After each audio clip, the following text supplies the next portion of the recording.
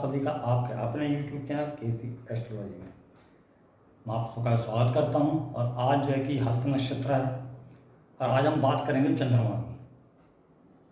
परंतु आज हम नक्षत्रों पे बात ना करके हम लाल किताब की बात करेंगे। अगर लाल किताब के अनुसार अगर आपका चंद्रमा 12वें घर में, क्योंकि लाल किताब साइंस को नहीं साइन जो होते हैं उनको नहीं मानता है, राशियों को नहीं मानता है, वो सिर्फ कालपुरुष कुंडली के हिसाब से चलता है, यानी कि 12वां घर मीन राशि मानता है वो।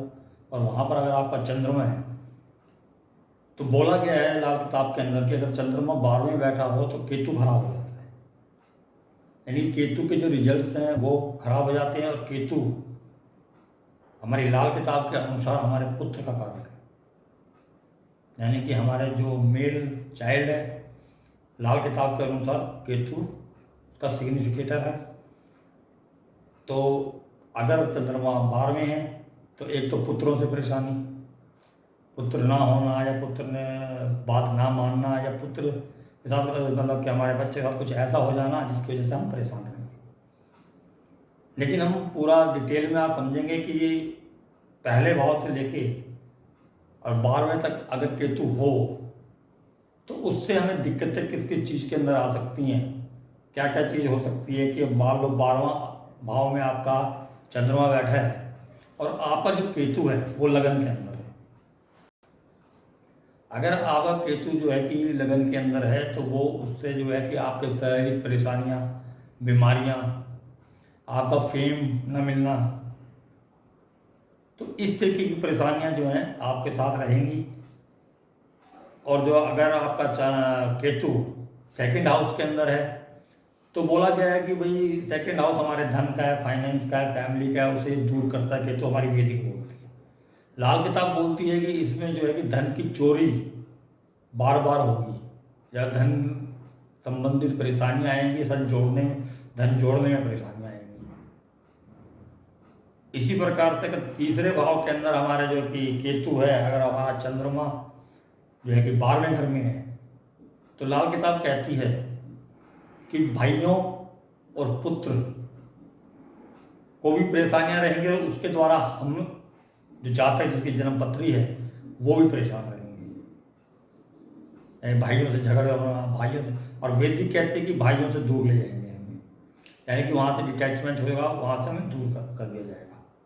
इसी प्रकार से अगर चौथे घर के अंदर है तो हमारी वैदिक कहती है पराशरी कि अगर चौथे घर में है तो हमें अपने परिवार से दूर ले जाएगा, परिवार का सुख नहीं मिलेगा, इस प्रकार से। और जो हमारे लाल किताब कहती है कि अगर चौथे घर के अंदर आपके केतु है और 12वें आपका अगर चंद्रमा है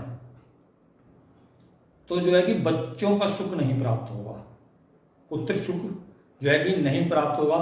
उनका जो है कि किसी भी तरीके से बच्चे जो है कि फेवरेबल नहीं होंगे, नेचर वाइज लगा लीजिए, आपसे झगड़ा करेंगे, आर्गुमेंट्स करेंगे, आपके कहे अनुसार नहीं चलेंगे, गलत संगत में पड़ जाएंगे। इसी प्रकार से 5वें भाव का है, वहां पर भी जो है कि केतु जो है कि वो पंचम भाव जो बच्चों का भाव है, वहां भी हमें बच्चों से परेशानियां देंगे।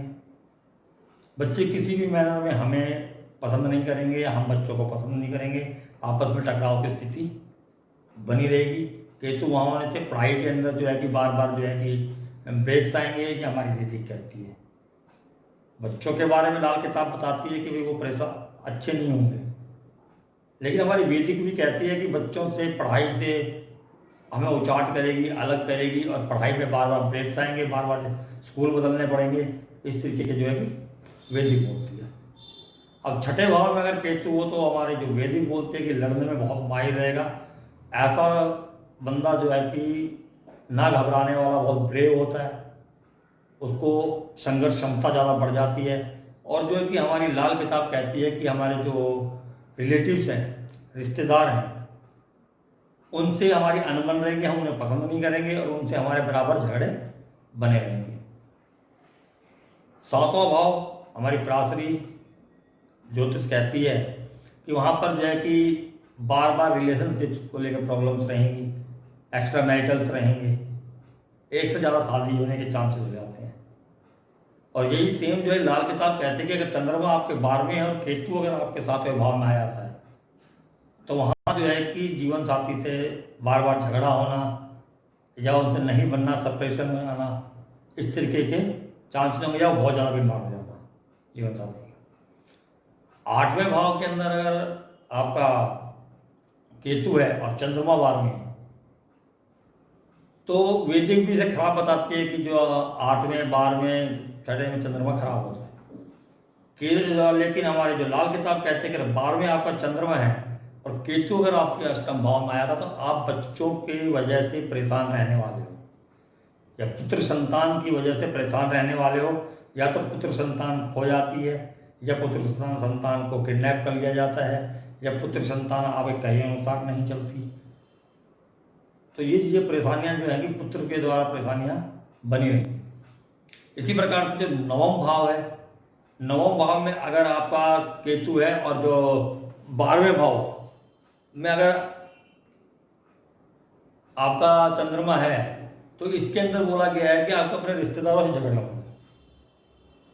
वो भी मदर साइड वाले थे, मटेरियल जो हमारी फैमिली है वहाँ से झगड़े रहेंगे, जबकि हमारे जो वैदिक बोलती है कि आपको प्रोफेशन के अंदर जो है कि मन उचाट रहेगा, बार बार प्रोफेशन चेंज होंगे, अंडरपेड रहेंगे, आप बहुत कुछ करेंगे लेकिन लोग आपकी इज्जत नहीं करेंगे, ये वैदिक बोलती है।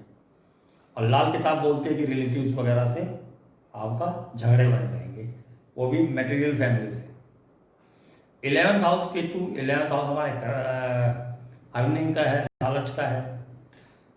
वैदिक बोलती है अर्निंग है, लाभ है, लाल किताब से लालच का घर बोलती है।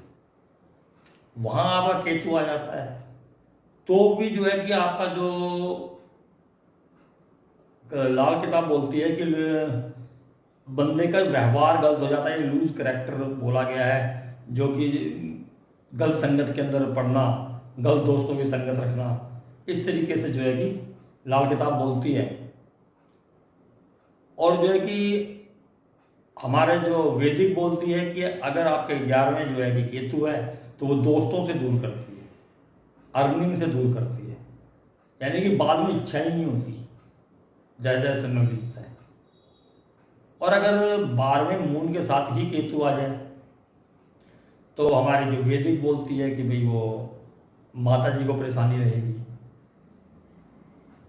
और 12वें घर के जितने सिग्निफिकेटर्स हैं उनको प्रॉब्लम रहेगी, क्योंकि केतु वहाँ नीच का हो जाता है और चंद्र केतु जिस भी ग्रह के साथ जाता है वहाँ से डिटैचमेंट कराता है। और जो हमारे जो लाल किताब वो भी जो सेम कहते हैं कि आपको प्रॉब्लम रहेगी और आपका लड़ाई झगड़े होने की वजह से या बीमारियों की वजह से हॉस्पिटलाइज होना पड़ सकता है, या आपको पैसे का नुकसान हो सकता है इन्वेस्टमेंट के अंदर। तो इस तरीके से देखा जाए तो दोनों किताबें सेम कहती हैं, लेकिन बोलने का तरीका, वैदिक का देखने का तरीका अलग है, लाल किताब का देखने का तरीका अलग है। लेकिन अगर आप दोनों को कंबाइन करके भी देखेंगे तो थोड़ा बहुत अंतर हो सकता है, 1-2%, वो भी हमारे समझने में अंतर हो सकता है, क्योंकि हम अभी पढ़ रहे हैं ज्योतिष को, और इसे सीखने के लिए जो महान आत्माएं आई इस पृथ्वी पे, जिन्होंने डिकोड्स किए इनको, जो लिखी हैं किताबें, उनके मुकाबले हम कुछ भी नहीं है। लेकिन आप कहीं भी किसी भी अगर आप पद्धति से देखेंगे, केपी से देखें, नाड़ी से देखें, या लाल किताब से देखें, वैदिक से देखें, रिजल्ट सेम होते हैं। किसी भी एक को पकड़ लीजिए, उससे आपको रिजल्ट यही मिलेंगे जो मैंने बताए हैं। आशा करता हूँ कि आपको ये पसंद आएगा। अगली बार मैं फिर जो है कि 12वें घर में किसी और ग्रह के बारे में चर्चा करूँगा। तब तक के लिए आज्ञा चाहता हूँ। नमस्कार।